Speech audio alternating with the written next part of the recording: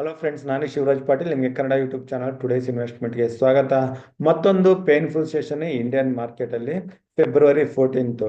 So February 2ನೇ ವಾರ ಕೂಡ ಮಾರ್ಕೆಟ್ ನೆಗೆಟಿವ್ ಅಲ್ಲಿ ಕ್ಲೋಸ್ ಆಯಿತು. ನಿಫ್ಟಿ ಫೈನಲ್ ಆಗಿ 23,000 ಕೆಳಗಡೆ ಬಂತು, ಕ್ಲೋಸಿಂಗ್ನ ಕಾಣ್ತು. ಸ್ಟಾರ್ಟಿಂಗ್ ಆಫ್ ದ ಡೇ ನಾವು ಗಿಫ್ಟ್ ನಿಫ್ಟಿನ ನೋಡ್ತಾ ಇದ್ರೆ ಮಾರ್ಕೆಟ್ ಅಲ್ಲಿ ಮೂವ್ಮೆಂಟಮ್ ಪಾಸಿಟಿವ್ ಆಗಿ ಬರ್ಬೋದು ಅಂತ ಎಕ್ಸ್ಪೆಕ್ಟ್ ಮಾಡ್ತಾ ಇದ್ವಿ. ಏತಕ್ಕಂದ್ರೆ ನಿನ್ನೆ ದಿನ 13 ಫೆಬ್ರವರಿ ನಿಫ್ಟಿ ವೀಕ್ಲಿ ಎಕ್ಸ್ಪೈರಿನಲ್ಲಿ ನಾವು ಫಸ್ಟ್ ಹಾಫ್ ಅಲ್ಲಿ ಒಂದು ಒಳ್ಳೆ ಮೂಮೆಂಟಮ್ನ ನೋಡಿದ್ವಿ. ಅಲ್ಲಿಂದ ಪ್ರಾಫಿಟ್ ಬುಕಿಂಗ್ ಬಂದಿತ್ತು. ಆದರೆ ಆ profit booking may be weekly expiry ಆಗಿರೋ ಕಾರಣ ಒಂದು ವೀಕ್ಲಿ ಮೂಮೆಂಟಮ್ ಇರ್ಬೋದು ಅಂತ ಎಕ್ಸ್ಪೆಕ್ಟ್ ಮಾಡ್ತಾ ಇದ್ವಿ. ಹಾಗೂ starting of the day gift Nifty ಕಾರಣ ಗ್ಯಾಪ್ ಅಪ್ ಏನು ಬರ್ತಾ ಇತ್ತು, ಅದು ಮಾರ್ಕೆಟ್ನ ಮೇಲೆ ತಗೊಂಡು ಹೋಗ್ಬೋದು ಅಂತ ಎಕ್ಸ್ಪೆಕ್ಟ್ ಮಾಡ್ತಾ ಇದ್ವಿ. ಆದರೆ ಓಪನಿಂಗ್ ಇಂದನೇ ಮಾರ್ಕೆಟಲ್ಲಿ ಕರೆಕ್ಷನ್ ಬಂತು. ನಿಫ್ಟಿ 23,000 ಬ್ರೇಕ್ ಆಗ್ತಿದ್ದಂಗೆ ಅಲ್ಲಿಂದ ಅನದರ್ 200 ಪಾಯಿಂಟ್ ಕರೆಕ್ಷನ್ ಕೊಡ್ತು. ಸೊ ಒಪ್ಕೋಬಹುದು, ದಿನದ ಕೊನೆಯಲ್ಲಿ 2 ಗಂಟೆ ನಂತರ ನಿಫ್ಟಿನಲ್ಲಿ ಅರೌಂಡ್ 150 ಪಾಯಿಂಟ್ ರಿಕವರಿ ಬಂತು. ಸೊ ಆದ್ರೆ ನಿಫ್ಟಿ 23,000 ಕೆಳಗಡೆನೆ ಕ್ಲೋಸಿಂಗ್ನ ಕಾಣ್ತು. ಆದ್ರೆ ಈ ಕ್ಲೋಸಿಂಗು ನಾವು ಜನವರಿ ಮಂತಲ್ಲಿ ಏನು ಲೋ ಬಂದಿತ್ತು, ಲೋ ಮಾಡಿತ್ತು, ಅದ್ರ ಲೋನ ಕಟ್ ಆದ್ರೆ ಕೂಡ ಅದಕ್ಕಿಂತ ಹೈಯರ್ ಲೆವೆಲ್ ಅಲ್ಲೇ ಕ್ಲೋಸಿಂಗ್ ನ ಕಂಡಿದೆ. ಅದು ಪಾಸಿಟಿವ್ ಅಂತ ಹೇಳ್ಬೋದು.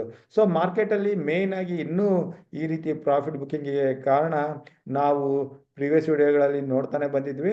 FI ಸೆಲ್ಲಿಂಗು ಅದು ಕಂಟಿನ್ಯೂಸ್ ಆಗಿ ಆಗ್ತಾ ಇದೆ. ಹಾಗೂ ನಾವು ನೆಗೆಟಿವ್ ಏನೇನೆಲ್ಲ ಅನ್ಕೊಂಡಿದ್ವಿ ಅದೆಲ್ಲ ಪಾಸಿಟಿವ್ ಆಗ್ತಾ ಇದ್ದಾವೆ. ಲಿಕ್ವಿಡಿಟಿ ರಿಲೇಟೆಡ್ ಇಶ್ಯೂ ಆಗಿರ್ಬೋದು, ಈವನ್ ಟ್ರಂಪ್ ಕಡೆಯಿಂದ ತಾರೀಫ್ ಏನು ಹೇಳ್ತಾ ಬಂದಿದ್ರು, ಅದು ನಿನ್ನೆ ಮೋದಿಯವರು ಟ್ರಂಪ್ನ ಭೇಟಿ ಆದಮೇಲೆ ಸದ್ಯಕ್ಕೆ ಅದು ಬ್ರೇಕ್ ಆಗೋ ಥರ ಕಾಣಿಸ್ತಿದೆ. ಅಲ್ಲಿಂದ ಏನು ಅಷ್ಟು ನೆಗೆಟಿವ್ ನ್ಯೂಸ್ ಬರಲಿಲ್ಲ. ಅದು ಕೂಡ ಸದ್ಯಕ್ಕೆ ನಾವು ನ್ಯೂಟ್ರಲ್ ಅಂತ ತಗೋಬೋದು, ನೆಗೆಟಿವ್ ಆಗಿ ಅಂತ ಕಾಣಿಸ್ತಾ ಇಲ್ಲ. ಇನ್ನು ನಮ್ಮ ಬಜೆಟ್ ಸಮಯದಲ್ಲಿ 12 lakhs ವರೆಗೆ ಏನು ರಿಬೇಟ್ ಕೊಟ್ಟಿದ್ದಾರೆ, 12 lakhs ಇನ್ಕಮ್ವರೆಗೆ, ಅದು ಕೂಡ ಪಾಸಿಟಿವ್ ಆಗಿತ್ತು. ಡೆಲ್ಲಿ ಎಲೆಕ್ಷನ್ ಕೂಡ ಪಾಸಿಟಿವ್ ಆಗಿತ್ತು. ಸೊ ಇನ್ನು ಹಾಗೂ ಕ್ವಾರ್ಟರ್ಲಿ ರಿಸಲ್ಟ್ಸ್ ಕೂಡ ಪ್ರೀವಿಯಸ್ ಕ್ವಾರ್ಟರ್ಗೆ ಕಂಪೇರ್ ಮಾಡಿದ್ರೆ ಅಷ್ಟೇನು ವರಸ್ಟ್ ಆಗಿಲ್ಲ, ಪಾಸಿಟಿವ್ ಆಗಿ ಚೆನ್ನಾಗೇ ಬರ್ತಾ ಇದ್ದಾವೆ. ಆದ್ರೆ ಕೂಡ ಮಾರ್ಕೆಟ್ ಅಲ್ಲಿ ರಿಕವರಿ ಬರ್ತಾ ಇಲ್ಲ. ಚೆನ್ನಾಗಿ ರಿಸಲ್ಟ್ ಕೊಟ್ಟಿರೋ ಕಂಪ್ನಿಗಳು ಕೂಡ ಸೆಲ್ಲಿಂಗ್ ಬರ್ತಾ ಇದೆ. ಸೊ ಇದರಲ್ಲಿ FIs ಸೆಲ್ಲಿಂಗ್ ಅಂತಾನೆ ಹೇಳ್ಬೋದು. FIs ಅಲ್ಲಿ US ಇಂಡೆಕ್ಸ್ ಹೈ ಇರೋ ಕಾರಣ ಹಾಗೂ ಇಂಡಿಯಾದಲ್ಲಿ ರುಪಿ ವ್ಯಾಲ್ಯೂ ಹೈ ಆಗಿರೋ ಕಾರಣ ಸೆಲ್ ಮಾಡ್ತಾ ಇದ್ರು. ಆದ್ರೆ ರುಪಿ ವ್ಯಾಲ್ಯೂ ಕೂಡ ಒಂದು ಸಮಯದಲ್ಲಿ 88 ಹತ್ರ ಹೋಗಿದ್ದು, ಅಲ್ಲಿಂದ ಕಡಿಮೆ ಆಗಿ 87 ಕೆಳಗಡೆ ಬಂದಿದೆ. ಸೊ ಇದು ಸದ್ಯಕ್ಕೆ ನ್ಯೂಟ್ರಲ್ ಆಗಿದೆ. ಮೇ ಬಿ FI ಸೆಲ್ಲಿಂಗ್ ನಿಲ್ಬೋದು ಅಂತ ಎಕ್ಸ್ಪೆಕ್ಟ್ ಮಾಡ್ತಾ ಇದ್ವಿ. ಆದ್ರೆ FIs ಸೆಲ್ಲಿಂಗ್ ಮಾತ್ರ ಇನ್ನೂ ನಿಲ್ತಾ ಇಲ್ಲ. ಸೊ ಅವರ ಸೆಲ್ಲಿಂಗ್ ಯಾವಾಗ 1 or 2 days ಸೆಲ್ಲಿಂಗ್ ಕಡಿಮೆ ಆಗಿ ಬೈಯಿಂಗ್ ಶುರು ಮಾಡ್ತಾರೆ, ಅಲ್ಲಿಂದ ನಾವು ಮಾರ್ಕೆಟ್ ಅಲ್ಲಿ ಒಂದು ರಿಕವರಿನ ಎಕ್ಸ್ಪೆಕ್ಟ್ ಮಾಡ್ಬೋದು. ಅದ್ರ ಜೊತೆಗೆ ನಮ್ಮ ರಿಟೇಲ್ ಇನ್ವೆಸ್ಟರ್ಸ್ ಯಾರೆಲ್ಲ ಕೊರೋನಾ ಸಮಯದಿಂದ SIPಗಳು ಮಾಡ್ತಾ ಬಂದಿದ್ದಾರೆ, ಸೊ ಆ SIPಗಳು ಈಗ ನೆಗೆಟಿವ್ ಅಲ್ಲಿ ತೋರಿಸ್ತಾ ಇರ್ತವೆ. ಮ್ಯೂಚುವಲ್ ಫಂಡ್ SIPಗಳು ಆಗಿರ್ಬೋದು, ಅಥವಾ ಇನ್ವೆಸ್ಟ್ಮೆಂಟ್ ಮಾಡಿರೋ ಸ್ಮಾಲ್ ಕ್ಯಾಪ್ ಮಿಡ್ ಕ್ಯಾಪ್ ಕಂಪ್ನಿಗಳು ಹೈಯರ್ ಲೆವೆಲ್ ಇಂದ 40-50% 60% ವರೆಗೆ ಕೆಳಗಡೆ ಬಂದಿದ್ದಾವೆ. ಸೊ ಅದು ಪ್ಯಾನಿಕ್ ಕ್ರಿಯೇಟ್ ಮಾಡಿ ಪ್ಯಾನಿಕ್ ಸೆಲ್ಲಿಂಗ್ ಬರ್ತಾ ಇದೆ. ಸೊ ಈ ಪ್ಯಾನಿಕ್ ಸೆಲ್ಲಿಂಗ್ ಕೂಡ ನಿಲ್ಬೇಕಾಗತ್ತೆ. ಅಲ್ಲಿಂದ ಮಾರ್ಕೆಟ್ ಅಲ್ಲಿ ಸ್ವಲ್ಪ ದಿನ 1 ವೀಕ್ ಹಾಗೆ ಕನ್ಸಲ್ಟೇಷನ್ ಆಗಿ ನಿಧಾನ ರಿಕವರಿ ಕಾಣ್ಬೋದು. ಆದ್ರೆ ಬಾಟಮ್ ಎಲ್ಲಾಗುತ್ತೆ ಅಂತ ನಾವು ನೋಡ್ಬೇಕಾಗತ್ತೆ. ಸೊ ಇದು ಸದ್ಯಕ್ಕೆ ನನ್ನ ಮಾರ್ಕೆಟ್ ವ್ಯೂ.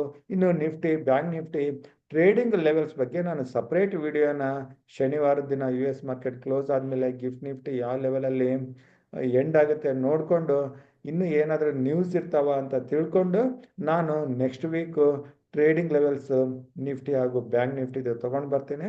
ಸೊ ಅಲ್ಲಿವರೆಗೆ ನನ್ನ ಈ ವಿಡಿಯೋ ನೀವು ಇಲ್ಲಿ ನಾನು ಈ ವಿಡಿಯೋ ಇಲ್ಲಿವರೆಗೆ ನೋಡಿದ್ದಕ್ಕೆ ನಿಮಗೆ ನನ್ನ ಕಡೆಯಿಂದ ಧನ್ಯವಾದಗಳು. ಸೊ ವಿಡಿಯೋನ ಲೈಕ್ ಮಾಡೋದನ್ನ ಮರಿಬೇಡಿ, ಹಾಗೂ ನಿಮ್ಮ ಅನಿಸಿಕೆನ ಕಮೆಂಟ್ ಬಾಕ್ಸ್ ಮೂಲಕ ತಿಳಿಸಿ. ಇನ್ನು ನಮ್ಮ ವಿಡಿಯೋಗಳಲ್ಲಿ ಏನಾದರೂ ಎಕ್ಸ್ಟ್ರಾ ಪಾಯಿಂಟ್ಸ್ ತೊಗೊಂಡು ಬರಬೇಕು, ಏನಾದರೂ ಎಕ್ಸ್ಟ್ರಾ ಅನಾಲಿಸಿಸ್ ತೊಗೊಂಡು ಬರಬೇಕು ಅಂದರೆ ಇನ್ಫಾರ್ಮ್ ಮಾಡಿ ಕಮೆಂಟ್ ಬಾಕ್ಸ್ ಮೂಲಕ. ಸೊ ಅಲ್ಲಿಂದ ನಾನು ನಿಮಗೆ ಹೆಚ್ಚಿನ ಮಾಹಿತಿ ಕೊಡೋಕ್ಕೆ ಹಾಗೂ ಹೆಚ್ಚಿನ ವಿಡಿಯೋಗಳು ತೊಗೊಂಡು ಬರೋಕ್ಕೆ ಪ್ರಯತ್ನ ಬೀಳ್ತೀನಿ. ಹಾಗೂ ನಿಮಗೆ ಇನ್ವೆಸ್ಟ್ಮೆಂಟ್ ಬಗ್ಗೆ, ಟ್ರೇಡಿಂಗ್ ಬಗ್ಗೆ ಏನಾದರೂ ಹೆಚ್ಚಿನ ಮಾಹಿತಿಗೋಸ್ಕರ ಕೂಡ ನೀವು ನನಗೆ ಡೈರೆಕ್ಟ್ ಆಗಿ ಕಾಂಟ್ಯಾಕ್ಟ್ ಮಾಡ್ಬೋದು. ನನ್ನ ವಾಟ್ಸಪ್ ನಂಬರ್ 9845852716. ಸೊ ಇಷ್ಟು ಹೇಳ್ತಾ ಇವತ್ತಿನ ವಿಡಿಯೋ ಇಲ್ಲಿಗೆ ಮುಗಿಸ್ತಾ ಇದ್ದೀನಿ. ನನ್ನ ನಾಳೆ ವಿಡಿಯೋ ಬರೋವರೆಗೂ ನಿಮಗೆ ನನ್ನ ಕಡೆಯಿಂದ ಧನ್ಯವಾದಗಳು. Thank you.